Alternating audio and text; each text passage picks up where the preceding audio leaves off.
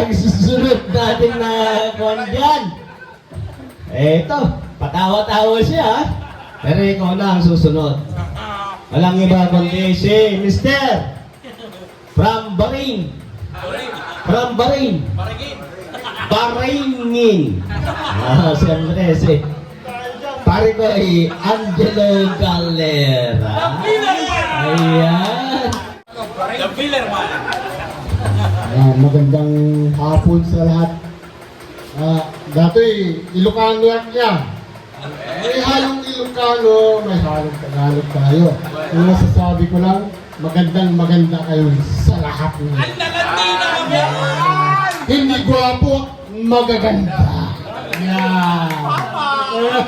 Hindi, ang sinasabi ko lang, salamat, Sir Bossing, Solarens, follow kita. Yeah! Good ka na! Marami ka matututunan. Oh, dami. Una-una sa lahat, sa ating lahat, sa ating lahat na. Salamat sa imbitasyon. Maski pa paano, nagkaroon tayo ng pagkakataon. Dahil sa isang tao na hindi natin nakalain na laging sinasabi niya noon, ako, filler operator ako ha, pag pumasok ng gabi yan. Ito ha, ito, totoo yan. Sabi ko, totoo yan. Pare dyan. Oh, sa taas lang ako. Mag-aaral lang ako. Sige, okay lang yan. Okay lang yan. Damang-dama ko yan. Kasi, bakit lang gusto niya makuha yung kanyang pangarap sa buhay. Anong inaaral ko? Ano yung inaaral ko? Inaaral mo? Aywan ko kung ano yung nasa libro mo. Bahala ka na kung ano yung binabasa mo o ano yun. Hindi, joke lang. No? Ang totoo lang, talagang proud ako sa iyo. Proud ako. Bakit ka mo? Ako, siguro ako ang pinakamatanda sa inyo rito. Sino ba bata ka pa? Parang sa No. Ako, hindi ako sinungaling na tao. Ha? Sinasabi ko sa inyo, hindi ako sinungaling. Ang babata nyo eh. Pero mabait ka, mabait. Lahat naman kayo mababait. Pero kami babayero. Hindi naman. Tulong. Hindi naman kayo mga babaero, talagang mababait tayong lahat. Pagtulog. Hindi ang masasabi ko lang sa iyo. So Loren, salamat sa lahat. No? Salamat sa lahat sa invitasyon na ito. Sa akin lang, God bless sa lahat ng iyong lahat ng blessing sa buhay mo. Okay, yun. Ang sasabihin ko lang sa aking sarili, ako napasok ako ng CBC dahil sa isang tao. Sino? Tomas Mabanag. Tomas Mabanag. Yun ang nagpasok sa akin yan. Galing ako, former employee ako ng Tanduay. Tanduay. Tanduay Distiller sa Maynila. 10 years akong, Sa Malacanang. Sa Malacanang. sa may Quiapo.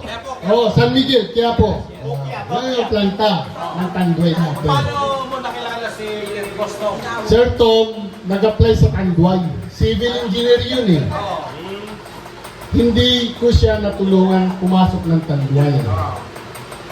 Dahil may plano siyang mag-abroad. Ngayon, ewan ko kung bakit napunta sa Cosmos si Sir Tom. Ngayon ako naman ang inalok na pumasok ng Cosmos. Pero ang tanong, bakit bago kayo gusto sanang magtulungan, paano kayo nagkakilala?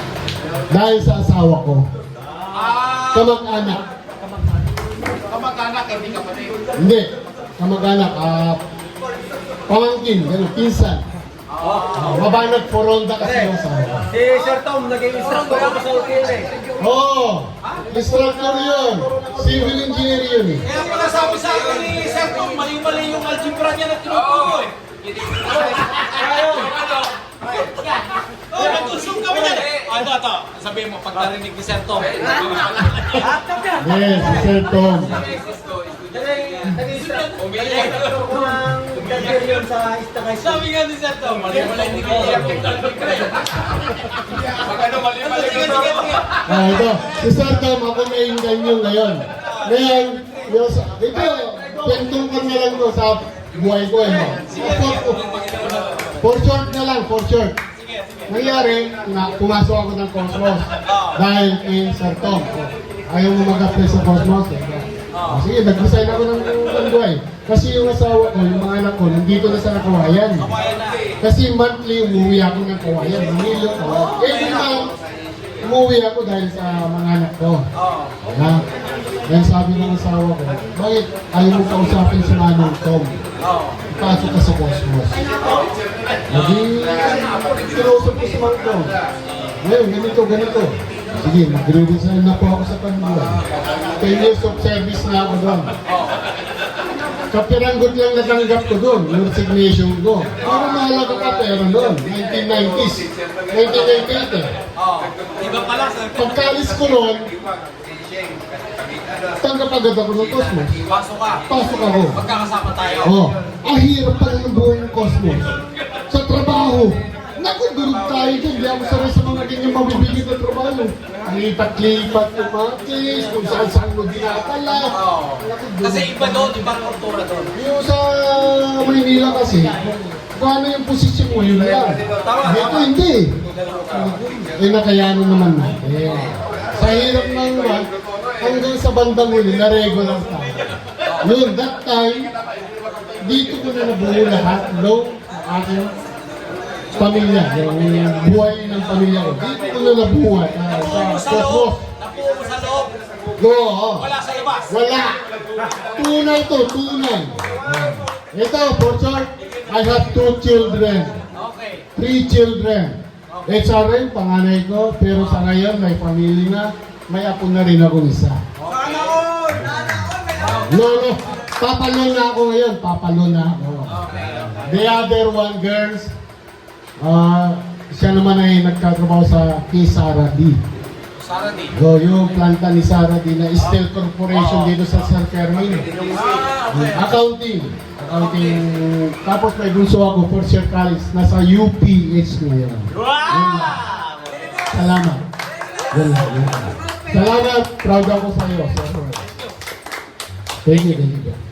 Nakakaiyak ka.